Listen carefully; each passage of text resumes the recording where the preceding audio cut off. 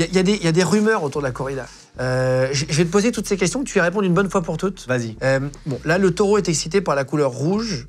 Alors, ça, c'est la base. C'est complètement faux, en fait, parce que le taureau a une vision en noir et blanc, en sépia. Tu vois, donc, ça, c'est hyper il intéressant. distingue pas la couleur, en fait. Le taureau charge au mouvement. Le taureau charge au mouvement, tu vois, donc c'est pour ça que parfois, tu as des capes jaunes et roses. Ouais, mais c'est surtout pour le public, tu vois, pour que la couleur soit attrayante et jolie à voir, tu vois. Le taureau est assommé par des sacs de sable avant de rentrer dans l'arène, pour qu'il soit moins vif. Alors, complètement faux, bien sûr.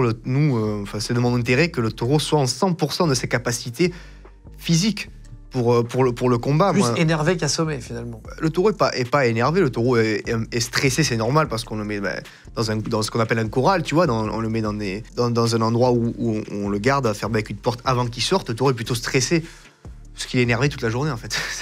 C'est dans son instinct, tu vois, de combattre et de défendre son territoire, en fait. C'est une des choses qu'on a le plus peur, nous, les taureaux, c'est que le taureau sorte avec un défaut physique, tu vois, un défaut de vue. J'ai entendu des conneries, par exemple, qu'on leur mettait de l'acide sur les yeux pour qu'ils voient pas. C'est complètement idiot. Parce que toi, ton but, c'est qu'ils viennent au combat. Mais qu'il y ait une vision parfaite pour pouvoir répondre à toutes les sollicitations de ma cape, à mes positionnements, tu vois.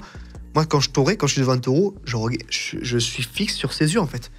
Après sa mort, ça c'est le plus gros débat de la corrida, le taureau serait jeté et pas mangé, en fait. Donc ce serait vraiment, entre guillemets, du gâchis de l'animal tué pour rien. Alors pas du tout, parce que d'abord, le taureau, on s'en sert pour l'alimentation. C'est une viande... Ça se mange? Ça se mange, le taureau se mange. Tous les taureaux de corrida sont bien sûr, après, par la boucherie, dépecés et coupés en morceaux comme un bœuf, quoi. Comme un bœuf. Certains matadors se baigneraient dans le sang de taureau. Oh là là, t'abuses quand même. Ah non, mais je te dis, on n'est pas des sanguinaires, on n'est pas des assassins ni des sanguinaires quand même. On respecte énormément la bête, nous, purée.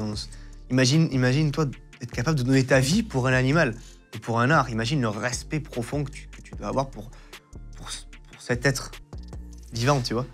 C'est 250 000 taureaux qui meurent chaque année dans le monde pour la corrida.